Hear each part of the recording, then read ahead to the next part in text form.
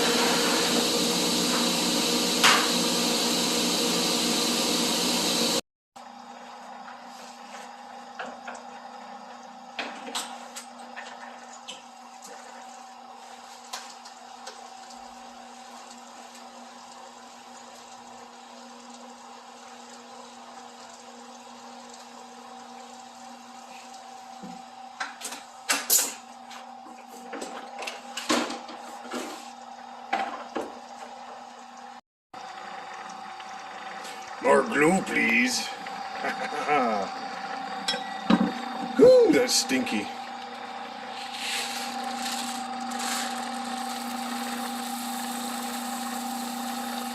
This thing's pretty stingy.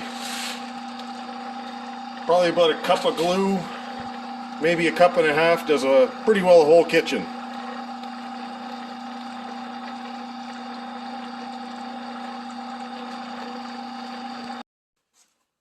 So after I've got everything run through my edge bander, I need to trim it because I don't have a trimming unit on my my edge bander. The reality is it's just a small edge bander. I'll pay $600 for the thing, and all I wanted to do was just to put edge banding on. I don't use my edge bander that often. Well, I use it maybe once a week, but it's not like I'm doing a production because I'm a one-man shop. So it wasn't that big of a deal to me, but at the same time, I still want to efficiently trim this stuff off. So here are the two tools I use for it. So that is an end clipper, and you basically put this on the end here and push that down, and it cuts everything flush. And it's surprisingly how good this works. It's made by a company called Verutex out of Barcelona, Spain. And it's pretty well indestructible, and I love this thing. For trimming, I have this, and it's made by a company called FastCap right there. And it's actually got a gasket over here and a gasket over here that fits into each other. And look at this. It's kind of, just by air, it self-positions itself. So what I like about this is you can put this onto your edging like this and clamp it to the panel and just slide it up and back on the panel and peels it off. Because here's all the stuff that basically comes off. The thing comes off like kind of like spaghetti. So, but you know what I like is I'm not listening to this banshee of a machine over here trimming off the ends. It's kind of, I kind of like it because it's a little bit cathartic doing this. You know, you get a whole pile and then in a half an hour you trim them off, and it just kind of, you get you do a little mind check. So I kind of like doing it. So as far as wanting an edge bander, yeah, I don't think so. I've bought enough tools over my lifetime. I don't need to buy a new one. All right, so next part.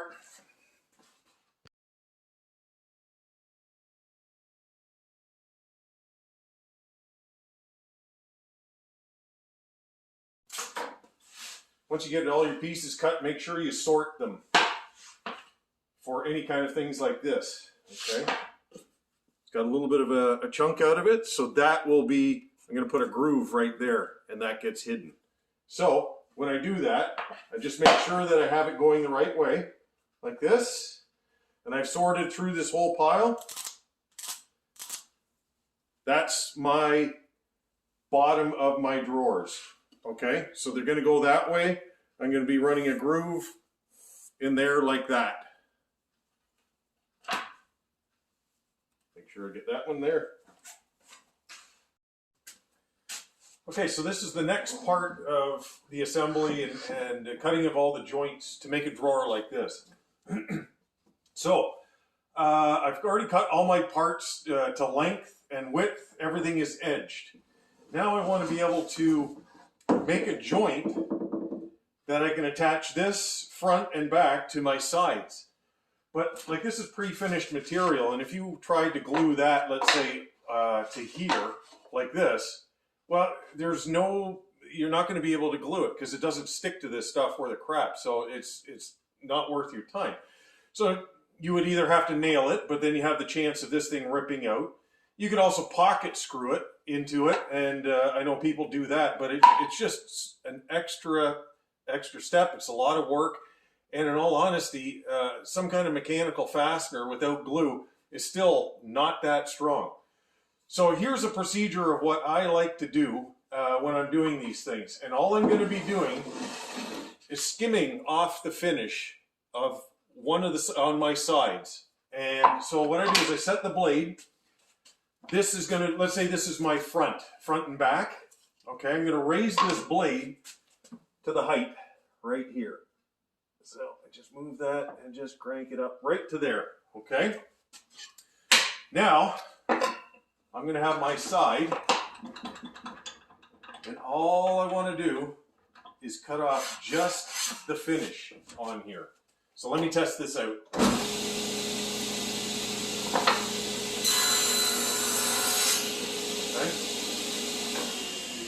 So right there, that's what I'm going for. Okay, all I'm doing is just taking off that finish. It's probably like maybe 1/10 of an inch, but that's what I want, because now I can glue that together and it'll be super strong, and all I got to do is nail it as opposed to anything else and just fill in the holes, and it's done.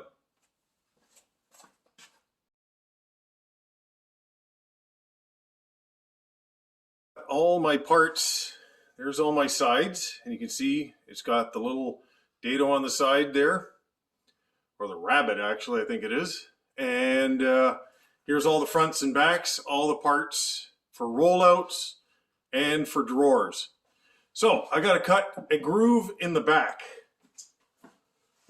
So I have this is just an old Delta table saw that I actually got given as, actually the guy gave it to me for free.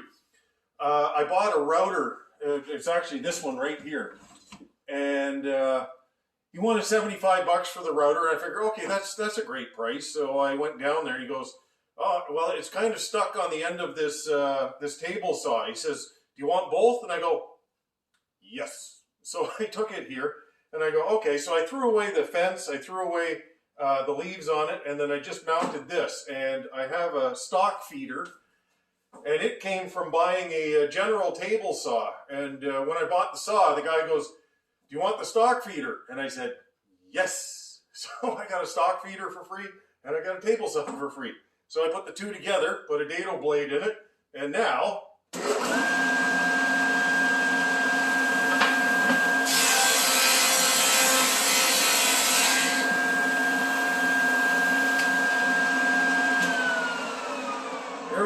So this thing's always preset for running a 1/4-inch groove in all my drawers.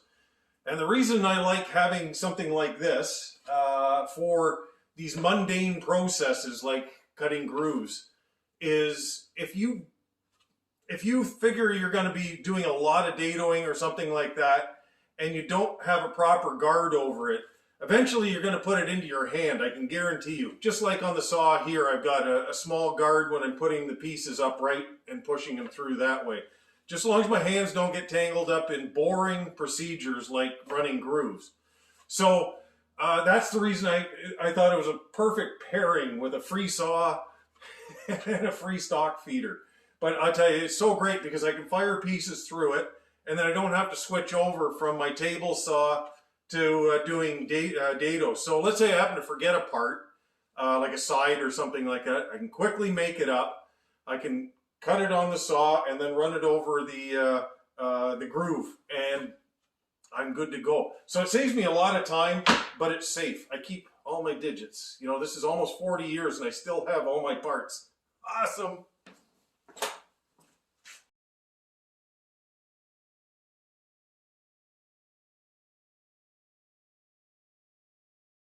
In the back of the drawer here. So if you're buying, let's say, dovetail drawer boxes, or you're making them, like this one, you got to pre-assemble the whole drawer, and then you got to notch this out here, which you don't have a choice if you're doing a dovetail drawer box. Because I like my drawers with a captured bottom, like on all 4 sides. So how do you do this as efficiently as possible? I could glue the whole thing up and then run a saw blade into here multiple times to run that out or whatever. But what I like to do actually is notch it before I assemble it. So I want to run that little L-shaped notch out of that bottom, just on the back side, not on the front. So I have to separate my fronts and backs and pick the worst side and put it on the back, but I'm going to run that little notch, which is 1 1/4 inches by about 1/2 inch deep, is what I need to get out of it.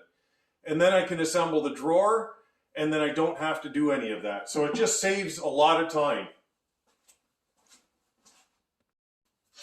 All right, so crank the blade up to the height of the underside of your groove here, not all the way to that part, but to the underside of the groove, which is right there. Set your saw so that it's 1 1/4 inches from here to the edge of your blade here, from here to the edge of your blade, and then you're ready to make a cut. Like that, okay? Very simple.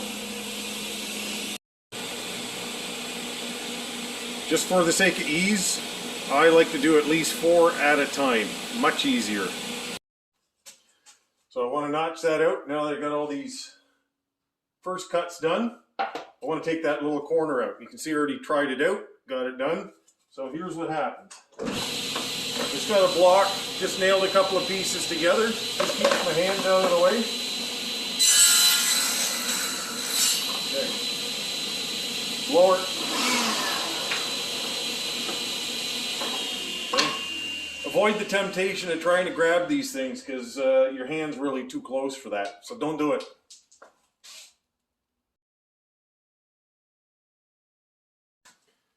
So the next thing I want to be doing is making my bottoms. So I use 1/4 inch pre-finished plywood for my bottom, and it has one side finished and the other side unfinished. And that's what I like using for that, because that fits nicely into the groove and it can be slid around there quite easily. So how do you calculate, what's the deduction? Let's say you've got a 10-inch drawer width. How wide do you make the bottom? Well, if you've machined everything correctly and your groove is half the thickness of your plywood, so my plywood here is 5/8, so 5/16 is half of it. But if you've got a side and a side, the total that's left over is 5/8. So all your deduction for your drawer, if you machine everything to half the thickness of your ply, is always going to be the deduction of one side of your drawer. So one side or one bottom or back. Back or front. It doesn't matter. So your drawer is always going to be 5/8 less. Your bottom will be 5/8 less than the overall width and depth of your drawer. And it just makes your life so much easier when you're calculating it, because you can even take this and just add 5/8 to it, right? And let me see. And it says 14. So you just take that, write down 14. And it's so easy because it's just obvious. Like you just have to look at it and just put the tape on it, add 5/8, 14. And that's how I do it. That way I'm not doing any math, because I suck at math if I had to do fractions and things like that. But you'll notice that like your depths, because I use a 22-inch track, which is a 550 millimeter, and a 500 for vanities. And I always give it 1/16 of an inch play on my drawer, so it's just a little bit of play back and forth. And so I know that my bottom is always going to be 21 5/16. If I mill and machine everything correctly, I know that that's a static number that I can always rely on. It's just going to be the width that I have to actually take a measurement for. And it just makes my life easier, because then I don't have to do a lot of thinking. All right, so now I'm going to be putting these things together. So get yourself a nice area you like to work in, and get your glue. Put the two pieces together, bottom to bottom, like that. Put them side by side. Bead glue down both sides. That is all. Okay. And you can see I've got a front and a back. Back with the notch, front without. Put them together. And all you need is 2 nails. These are 1.25" 18 gauge nails. So fairly simple. It penetrates 5/8 into the surface of the next piece. And really all you're doing is trying to hold it so the glue sets up on it. Make sure that you're nice and flush on your top here. Okay. Looking down. Now you can slide the bottom in.